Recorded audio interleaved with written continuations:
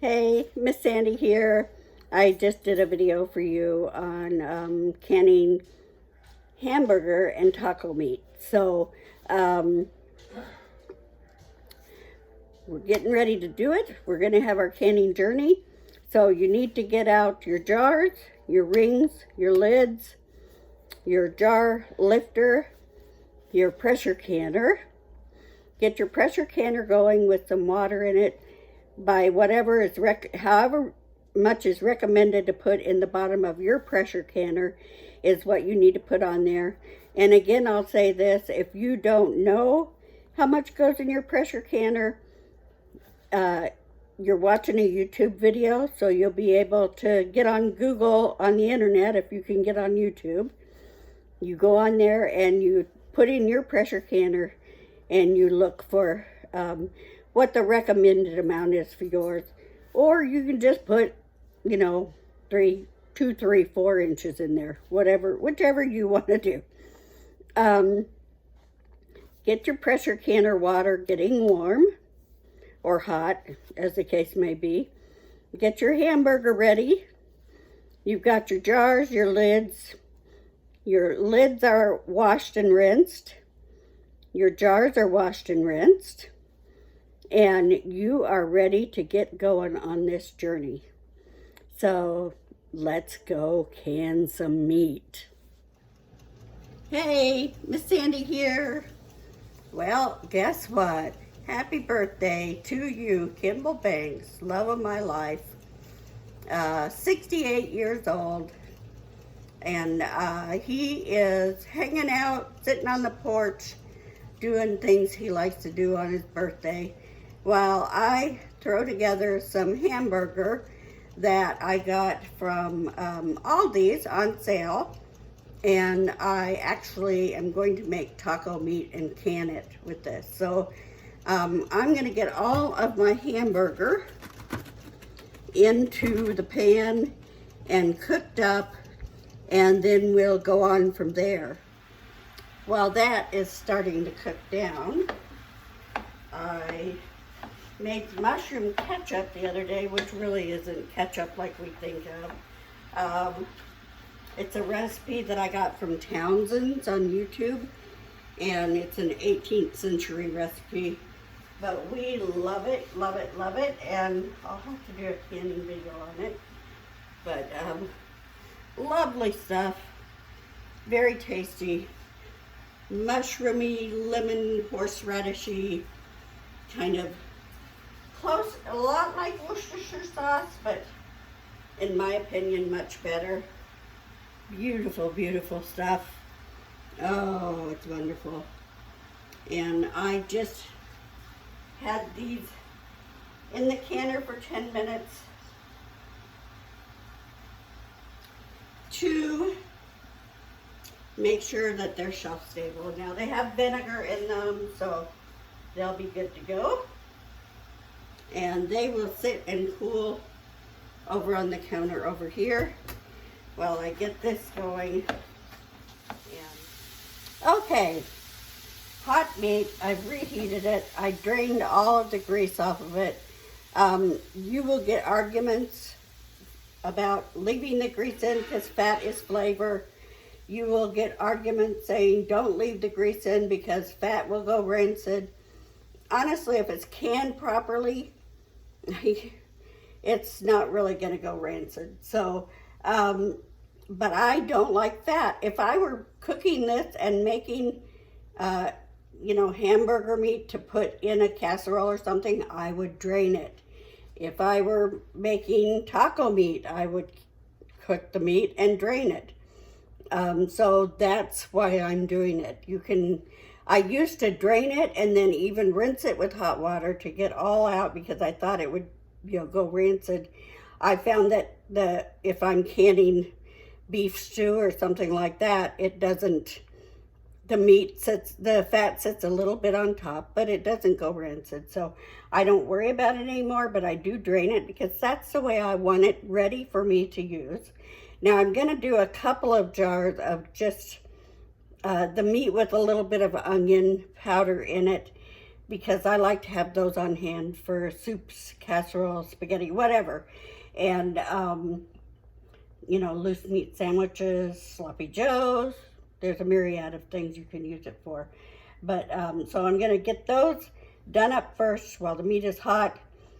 Put them in the canner to just sit in the hot water while I get the taco meat going. So I'm going to do that first, and then we'll go through the taco meat. So I'll just show you how I do them. It's quite simple. Sometimes I don't put anything in them, but I'm going to put a little bit of onion in these because I found that it gives it a little more flavor, you know, when you're opening them to use them. So I'm just going to tamp that down in there real good.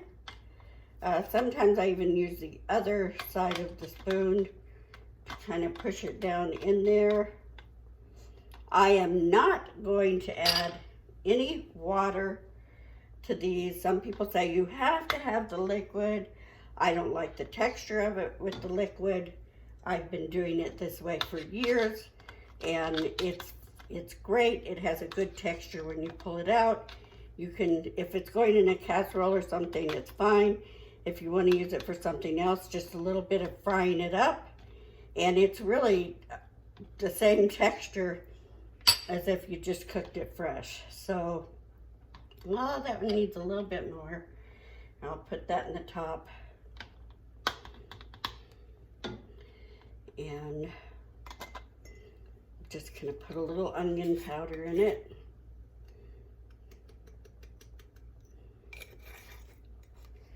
Not a lot, just a little. And I'm gonna push it down in a little bit. Now, this is a pressure can recipe. And this is meat, which can have a little grease with it. So I'm just gonna take and put a little bit, not a lot, not sopping wet, just a little bit of vinegar on the paper towel. Wipe the rim. My lids, which I have ready to go, have been washed and rinsed. Not to sterilize them, but to get any gunk that might have come from the factory or whatever on them. Because I'm pressure canning, I don't have to pre-sterilize the lids. Put your ring on finger tight. Put this off to the side for now. And I am going to put this baby down into the canner in the simmering water. I'm gonna do up the other jars, and then we'll get started on the taco meat. Yay! Okay, I decided to do 3 jars. Now this is a little over 8 pounds, and it was an 85-15 blend of fat to meat ratio. And so I figure if I did 3 jars, those probably about a pound a piece. So what does that leave me? 5 pounds. So I'm going to start with 4 packets of taco seasoning and see what I think about that. I may do 3 and then try that. Now I don't know if I mentioned, I can't remember, so I'll mention it again when I'm doing this, that even if your jars are new, you should wash them in soapy water and rinse them. I know you're using a pressure canner and it kills everything, but you know, you don't know what kind of scum might be on them from the factory. And if you're keeping them at home, like I wash mine, I run them through the dishwasher. I put them back in the boxes that they came in, and I turn them upside down so that hopefully no dust or anything like that gets in them. But I still, you know, just wash them with sudsy water and rinse them before I use them for pressure canning, because you know, if I'm doing the water bath, I will be boiling them before I use them.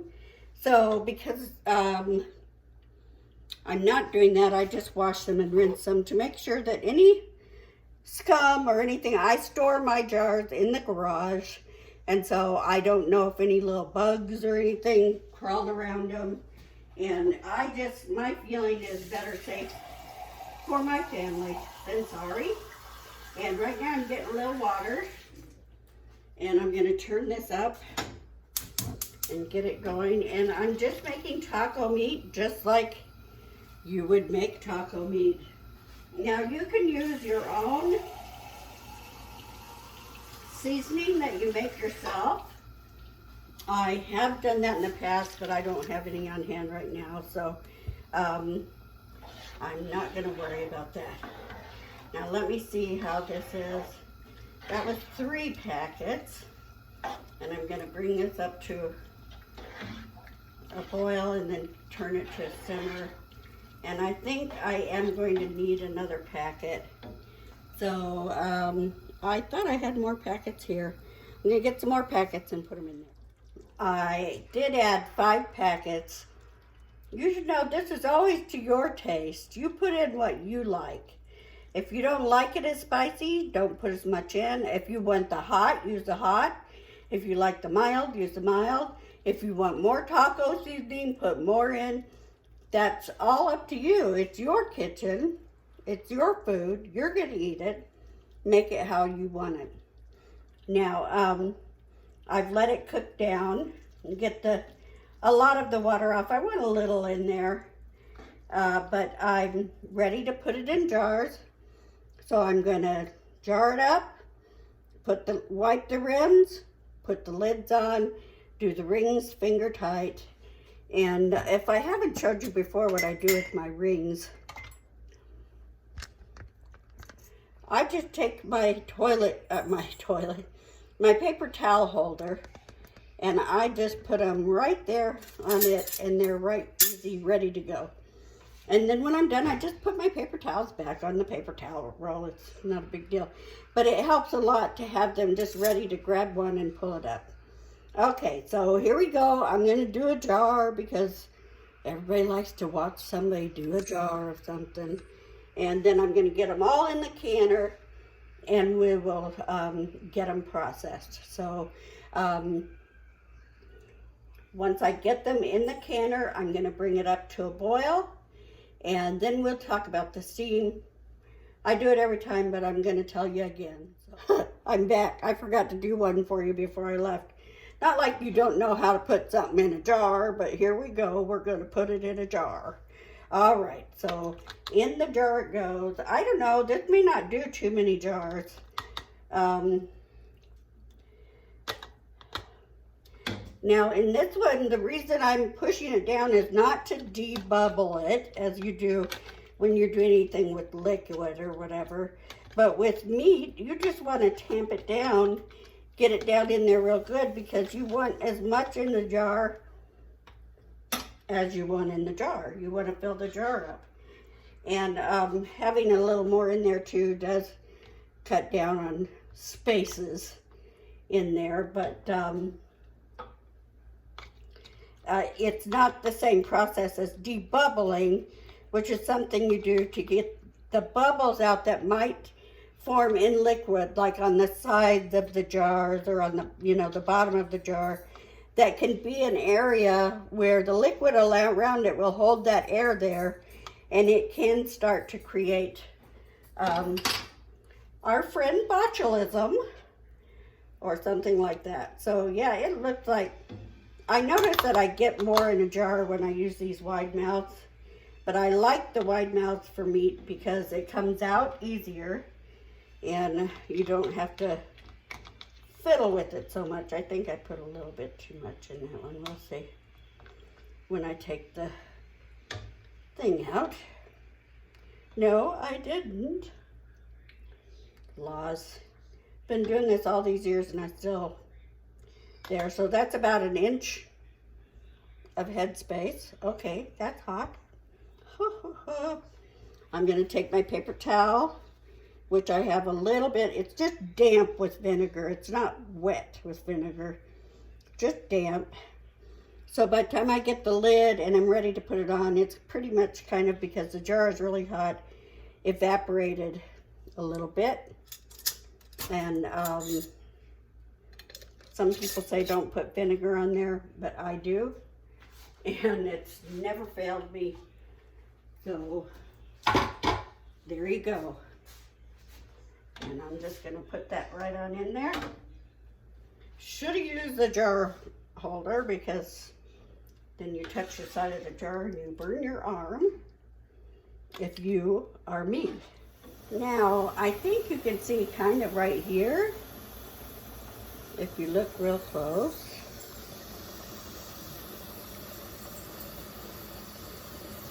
Can you see that steam coming up out of the spout?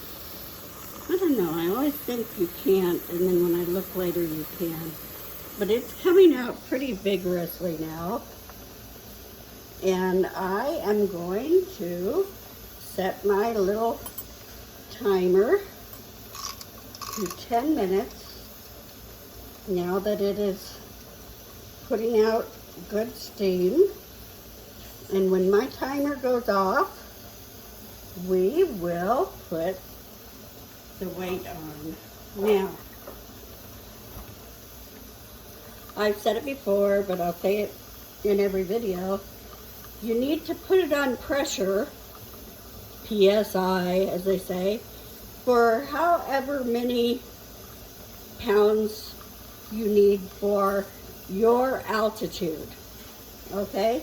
So I'm here in Georgia, and the altitude is such that I can use 10 pounds of pressure.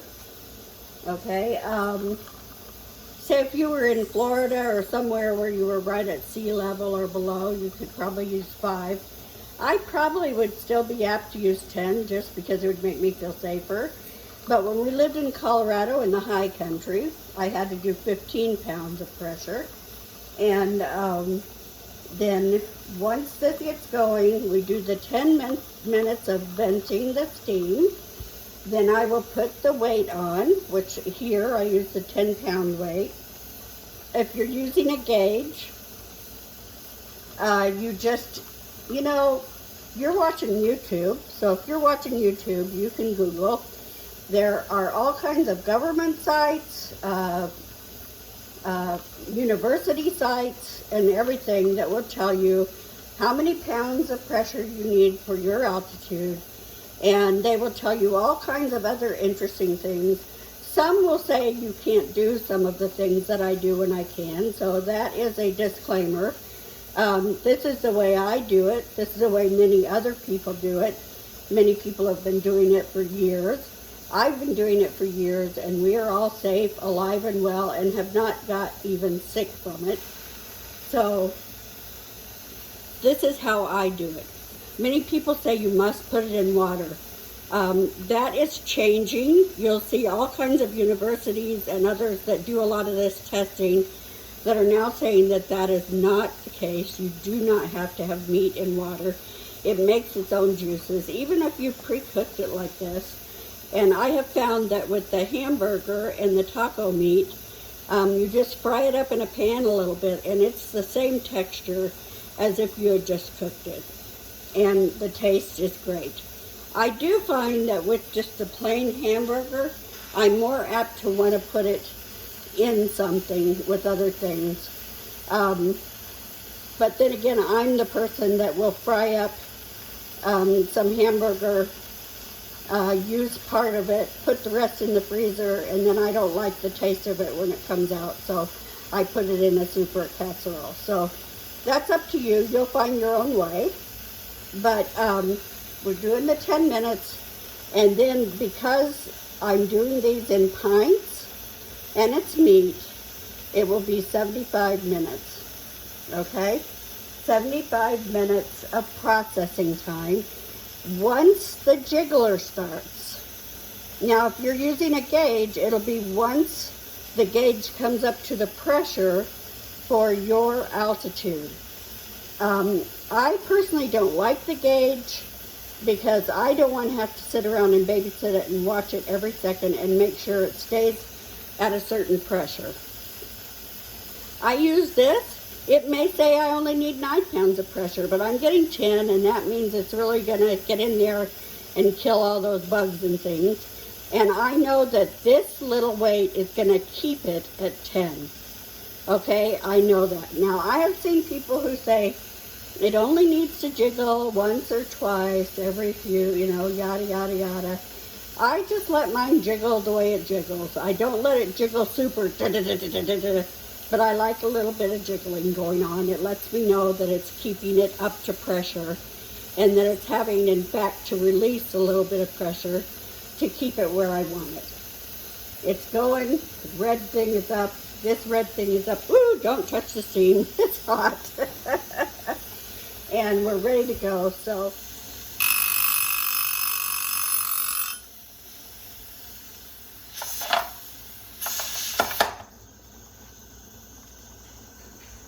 Okay, I just saw something else while we're waiting for the, oh, there goes the weight right now. It's coming on. And it takes a while and it gets frustrating. You think, oh no, is it ever going to? But it will. And this one hadn't decided yet if it wants to jiggle. So I'm going to give it a minute to come up a little more and then we'll turn it down.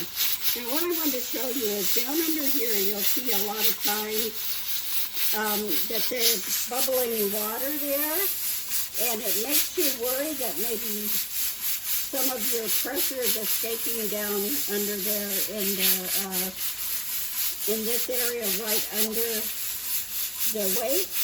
But what is actually happening is the condensation off of the weight is dripping down, and then it just boils until it evaporates there. Now you see how mine is jiggling. I like mine to go about like that, but I'm going to turn it down just a little because you don't need as much heat now that it's up to heat to keep it at that. But you got to stand here for a minute or two to work with it and make sure you've got a good, where it's going to keep jiggling. But some people do that just like where it goes maybe 1, 2, 3 times a minute. I like it to go a little more than that. So I put just a little bit of extra liquid in my thing, and it'll do this a bit too as it's trying to decide how to do this. In the bottom of my canner, I put just a little bit of extra liquid, and that way I can let it jiggle a little more often and just know that the pressure is staying up high enough that my weight has to move around once in a while and let a little of that steam off. Now, this particular one kind of does that in the beginning where it just lets a lot off for a while, but then it finally finds its spot. And every canner is a little bit different. You've got to learn your canner. It's just like anything else. You got to learn how the one you have works and how you can make it work best for you. This one, I just keep it right here. It'll do that for a minute because there's too much pressure. And I know I need to adjust and get just a little less heat on there. And I work with it for a minute till I get it till it satisfies me. And then I can be nearby somewhere in the house and, keep an eye on this. I even will sometimes go put my feet up and, if one of the families around, they can tell me that it's still jiggling every once in a while, and then I'll just call them when the time is up and say, turn it off, and then you have to let the pressure come down. So you'll have to, this little goober here will have to go down on mine, and this will have to be totally stopped jiggling.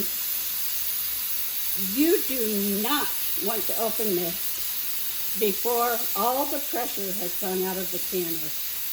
So that's something you have to be very sure of. And do not take this and push it one way or another and hold it and let the pressure come off easier, because what can happen is it'll cause your jars, the stuff in the jars, to rise up and you'll ruin your seal. So just let it come down. Be patient. Let it come down on its own.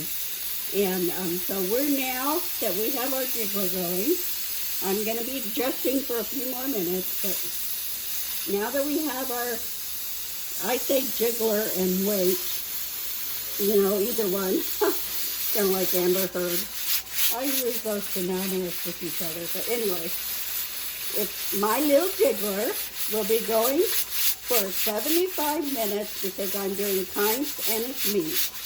I did put an additional pint in there of some leftover roast that I had turned into a meat for burritos. And I figured, well, we'll have it at a meal at another time instead of having leftovers. So it's in there too. Why waste the canner? And I'll have it on the shelf for when I need it. So I think this is the last thing I wanted to tell you. So 75 minutes from now, I'll come back and my timer just went off, 75 minutes. So I'm just going to turn off the heat. And it's going to cool down naturally. And when all the pressure is gone, it'll still be hot. But when all the pressure is released and gone down, then we'll open it up and pull our jars out. And I might add, don't try to make it cool down faster. Don't turn on a fan. Don't, like I said before, try to take this off early or get it to release by pulling it sideways. Don't try to put it in cool water or pour cool water over it. It's not like pressure cooking something where you can bring the water, the pressure down quickly. You will break jars and things if you try to bring it down too quickly. So just let it go. You got other things to do. You know, just make sure you plan your day so you can be around when it's time to pull it out, you know. So you can still do other things with your day, but you can't really leave and go anywhere. You need to be here to, you know, take care of this. But it's so worth it in the end. I don't know why anybody wouldn't want to do that if they can. Now, I know it's hard for those of you that work. Very hard. I understand. I used to do it late at night because I'm a night person anyway. I used to do it on Saturdays. You just have to plan. If you can't do that, that's okay, because I didn't do a lot of canning when I was working. And I didn't do as much sewing when I was working. But for those of you that have the time and can fit it in, this is a worthwhile endeavor. So anyway, well, it's all pressure down, and so I can safely take this off, because see, this little red thing was gone. Still pretty hot, so be careful what you touch. And then we're just gonna slide it and push it away from us so we don't get steam in our face.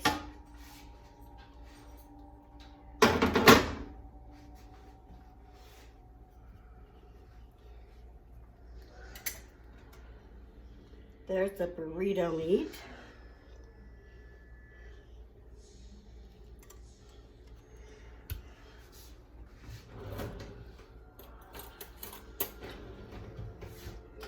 Gotta get my little second stacker thing out of there, if I can.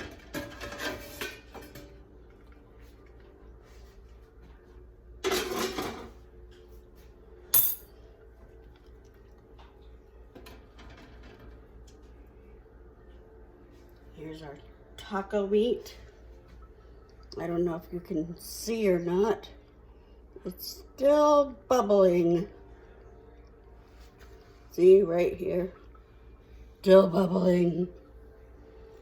All right. There's my hamburger.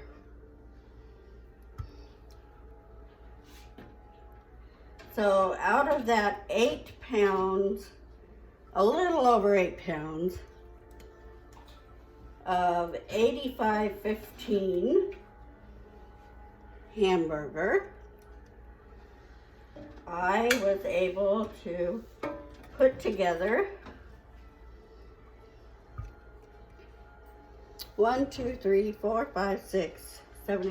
8 pints. So it basically, yeah, it was a little over 8 pounds.